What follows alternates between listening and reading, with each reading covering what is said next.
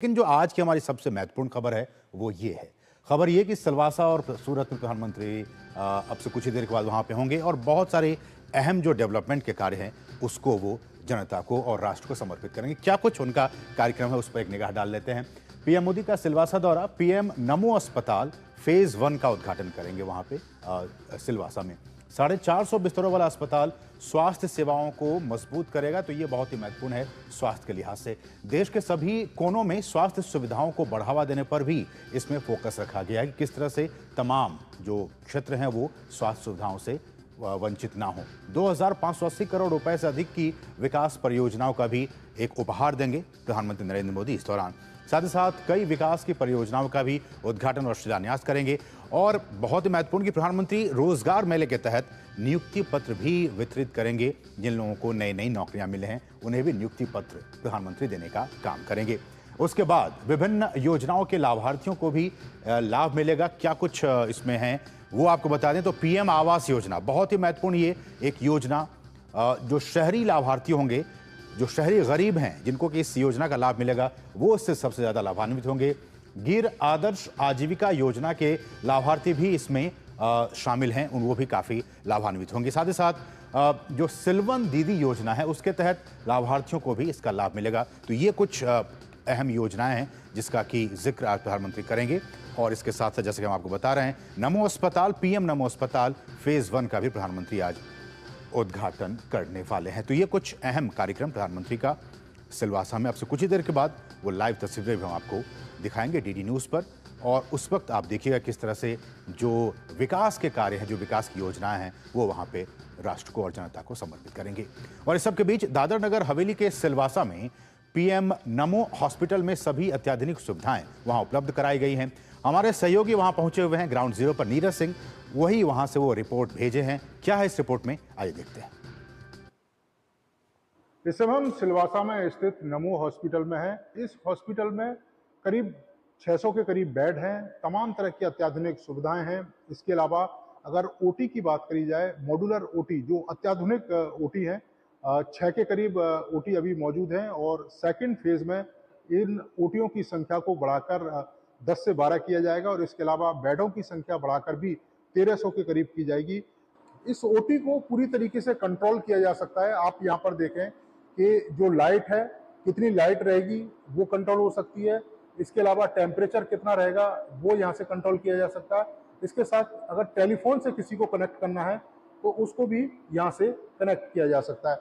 अब हम आपको दिखाते हैं कि किस तरह की सुविधाएं यहाँ पर मौजूद हैं। आप देखें कि इसको ऑटोमेटिकली तरीके से ऑपरेट किया जा सकता है, यानी कि मैनुअली करने की जरूरत नहीं है। ये जो आप देख रहे हैं ओटी, ये आप देखिए कि ये रोबोटिक सिस्टम है, यानी कि यहाँ पर जो सर्जरी है वो रोबोटिक तरीके से भी की जा सकती है। कि अगर आपके किसी हिस्से में सर्जरी करनी है तो यहाँ से उस हिस्से को पोजीशन को यहाँ पर फीड कर दिया जाएगा। और ये अगर आप देखें मेरे राइट में, ये जो रोबोट आपको दिखाई दे रहा है वो जो सर्जरी है वो करेगा। सपोज करिए कि अगर ये आप पैर की या किसी हड्डी का ऑपरेशन करना है तो वो यहाँ से जो रोबोट है वो कर सकता है।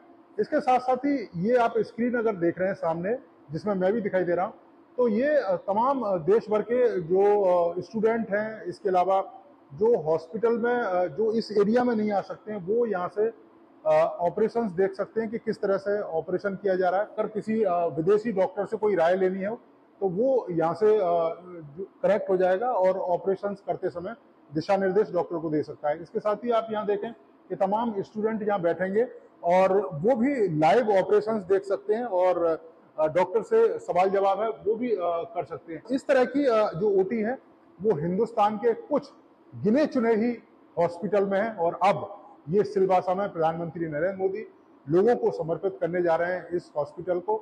आप समझ सकते हैं कि दादर नागर हवेली, इसके अलावा दमनदीप और आसपास के जो तमाम गरीब और आदिवासी लोग हैं उनको कितनी बड़ी सुविधा यहाँ मिलने जा रही है।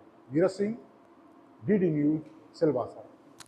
तो काफी अत्याधुनिक अस्पताल आपने देखा, क्या कुछ इसमें सुविधाएं हैं नमो अस्पताल में। और इसके बाद गुजरात दौरे पर सूरत में प्रधानमंत्री सूरत खाद्य सुरक्षा संतृप्ति अभियान का शुभारंभ करेंगे।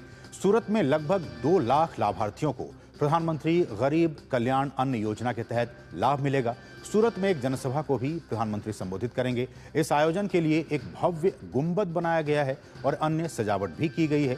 इसके बाद कल पीएम मोदी नवसारी में अंतर्राष्ट्रीय महिला दिवस है कल, तो इस मौके पर वो लखपति दीदी सम्मेलन में हिस्सा लेंगे। प्रधानमंत्री 25,000 से अधिक सेल्फ हेल्प ग्रुप की 2.5 लाख महिलाओं को 450 करोड़ रुपए से अधिक की सहायता राशि प्रदान करेंगे। तो ये हमने आपको बताया कल की बातें, आज की बातें, प्रधानमंत्री का बहुत ही महत्वपूर्ण ये गुजरात का दौरा। हमारे साथ हमारे सहयोगी नीरज सिंह इस वक्त सूरत से मौजूद हैं। नीरज, आपका स्वागत मिड डे प्राइम में। और जैसा कि हमने आपको बताया कि वहाँ पे बहुत सारे अहम जो कार्यक्रम है प्रधानमंत्री वहाँ पे वो शामिल होंगे। और नीरज, जैसा कि हमने आपकी रिपोर्ट देखी, हमारे दर्शक देखे, बहुत ही अत्याधुनिक इस अस्पताल को बनाया गया और आपने दिखाया भी ओटी में क्या कुछ सुविधाएं हैं। जो बच्चे हैं, जो डॉक्टर्स हैं, वो भी कहीं दूर बैठे भी उसको देख सकते हैं, समझ सकते हैं। स्वास्थ्य के लिहाज से ये अस्पताल कितना महत्वपूर्ण इस पूरे इलाके के लिए?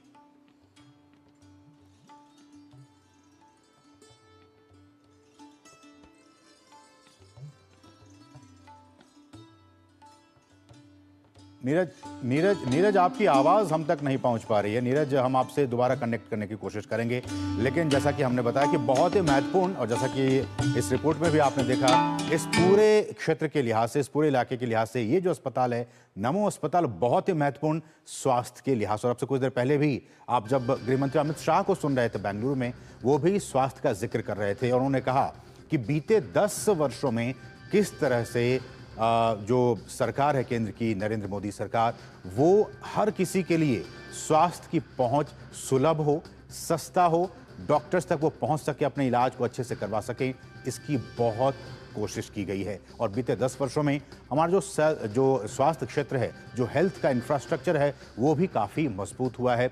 न सिर्फ इसमें सरकार की तरफ से बल्कि प्राइवेट इन्वेस्टमेंट भी आया है और आज की तारीख में हर कोई इसका लाभ ले रहा है। क्योंकि बहुत सारी अहम योजनाएं हैं स्वास्थ्य के लिहाज से, तो प्रधानमंत्री इस लिहाज से भी इसको देख पा रहे हैं कि किस तरह से देश के हर कोने तक जो है वो जो स्वास्थ्य का जो लाभ है वो लोगों को मिल सके। हमारे साथ हमारे सहयोगी नीरज सिंह एक बार फिर से कनेक्ट हो चुके हैं। नीरज, आपकी आवाज़ नहीं पहुंच पा रही थी, लेकिन आपसे हम जानना चाह रहे हैं कि ये जो नमो हॉस्पिटल है वो किस तरह से एक गेम चेंजर साबित हो सकता है हेल्थ इंफ्रास्ट्रक्चर और हेल्थ के लिहाज से। देखिए, बिल्कुल असीम, आप देखें कि मुंबई और सूरत के बीच में इस तरह का कोई भी हॉस्पिटल मौजूद नहीं था और यही कारण है कि आप देखें कि सिलवासा, इसके अलावा दादरा नगर हवेली के जो आदिवासी समुदाय के लोग हैं, इसके अलावा आप देखें दमनदीप के जो आदिवासी समुदाय के जो लोग हैं, उनको इतनी अत्याधुनिक सुविधाएं वहाँ पर नहीं मिल पाती थी। आप देखें कि जो इसकी ओटी है, जो मॉड्यूलर ओटी जिसे कहते हैं, कि यहाँ पर देश दुनिया के जो स्टूडेंट हैं वो तो देख सकते ही हैं ऑपरेशन, लेकिन इसके साथ साथ जो विशेषज्ञ हैं, खासतौर से विदेशों में बैठे जो डॉक्टर हैं, वो भी सलाह दे सकते हैं। इसके साथ साथ आप देखें कि इसमें इस तरह की कम से कम 6 ओटी बनाई गई हैं और जब इसका द्वितीय फेज चालू होगा तो 10 ओटी इस तरह की होंगी और 1300 के करीब जो बेड है उसकी सुविधा होगी। तमाम ऑपरेशंस की सुविधा यहाँ पर मौजूद है। मरीज को अलग अलग जगह पर भटकने की ज़रूरत नहीं है। अगर वो एक ही जगह पर मौजूद है वहीं उसका सैंपल ले लिया जाएगा, ऑटोमेटिकली वहाँ से जो सैंपल है वो लैब में चला जाएगा और लैब से सीधी जो रिपोर्ट है वो डॉक्टर के पास आ जाएगी। इस तरह की जो तमाम सुविधाएं मौजूद हैं और गरीब लोगों के लिए आयुष्मान भारत के तहत वहाँ पर मुफ्त इलाज है वो होगा। इसके साथ साथ असीम, आप देखें कि 2,500 करोड़ से ज़्यादा की परियोजनाओं की जो शुरुआत है प्रधानमंत्री करेंगे, शिलान्यास करेंगे, लोकार्पण करेंगे। ये सिलवासा, दमनदीप, इस पूरे इलाके के आदिवासी समुदाय जो रहने वाले जो लोग हैं उनके लिए गेम चेंजर साबित होगी। पिछले 10 सालों में प्रधानमंत्री ने चाहे दादरा नगर हवेली की बात हो या दमनदीप की बात हो, कई परियोजनाओं की शुरुआत करी है। चाहे वहाँ पर मेडिकल कॉलेज स्टार्ट करने की बात हो, एजुकेशन के क्षेत्र में काम करने की बात हो, इंडस्ट्री के क्षेत्र में काम करने की बात हो, लाल फीताशाही को ख़त्म करने की बात हो, तमाम इंडस्ट्री वहाँ पर पहुँची हैं और इसका जो सीधा लाभ है वो वहाँ के गरीब और जो आम लोग हैं उनको मिला है। और इस बार भी 2,500 करोड़ से ज़्यादा की परियोजनाओं की शुरुआत प्रधानमंत्री के द्वारा होने जा रही है। निश्चित तौर पर दादर नागर हवेली और जो दमन द्वीप के जो लोग हैं, उसका सीधा सीधा जो लाभ है वो मिलेगा। और मेडिकल के क्षेत्र में हम ये कह सकते हैं कि एक क्रांति है नमो हॉस्पिटल। चलिए, तो बात हुई सिलवासा की नीरज, लेकिन इस वक्त आप सूरत में मौजूद हैं, गुजरात के सूरत में। सूरत में क्या कुछ कार्यक्रम है और यहाँ पे किस तरह के जो तोहफे हैं जो महिलाओं को, खासकर कल जब अंतर्राष्ट्रीय महिला दिवस है, क्या कुछ मिलने जा रहा है? देखिए, बिल्कुल गरीबों के लिए और ख़ास तौर से जो मजदूर वर्ग है उसके लिए आज एक बड़ा दिन है सूरत में, क्योंकि प्रधानमंत्री गरीब अन्न कल्याण योजना के तहत 3 तरह की योजनाओं की यहाँ पर शुरुआत होने जा रही है। एक तो जो विधवा जो महिलाएं हैं, इसके अलावा वृद्धजन हैं और जो दिव्यांगजन हैं, उनके लिए मुफ्त अनाज की जो शुरुआत है वो प्रधानमंत्री करने जा रहे हैं। और ख़ास तौर से उसके लिए कोई भी जो आय जो लिमिट है वो नहीं है। तो यानी कि अब इन लोगों को दोहरा जो लाभ है वो मिलेगा। एक तो सब्सिडी के तहत जो उनको अनाज मिलता है और इसके अलावा जो मुफ्त अनाज है वो इन लोगों को मिलेगा। खासतौर से आप देखें कि मजदूर वर्ग बड़ी संख्या में सूरत में रहता है। डायमंड इंडस्ट्री में बड़ी संख्या में जो मजदूर वर्ग के लोग हैं वो काम करते हैं। विधवा जो महिलाएं हैं जिनके लिए इस तरह की जो योजनाएं शुरू हो रही है, दिव्यांगजनों के लिए और वृद्धजनों के लिए, ये एक बड़ी बात है। 2 लाख के करीब जो लोग हैं सूरत के, उनको सीधा लाभ इस योजना से मिलेगा। प्रधानमंत्री 15 जो लोग हैं उनको किट देकर इस योजना की शुरुआत करेंगे। तो निश्चित तौर पर सूरत में आज का दिन काफ़ी बड़ा दिन है, खासतौर से गरीब लोगों के लिए, मजदूर लोगों के लिए और जो विधवाएं जिनका कह सकते हैं कि कोई सहारा नहीं है, उनके लिए दृष्टि से देखें तो आज का दिन बहुत बड़ा दिन है। असीम, सूरत में चूंकि आप मौजूद हैं नीरज, और सूरत में बहुत से प्रवासी श्रमिक जो हैं वो भी वहाँ के अर्थव्यवस्था में अपना योगदान देते हैं। ऐसे में ये जो योजना जिसकी शुरुआत प्रधानमंत्री करेंगे, वो श्रमिक भी जो दूसरे राज्यों से आए हैं, क्या वो भी उसके लाभार्थी बन पाएंगे?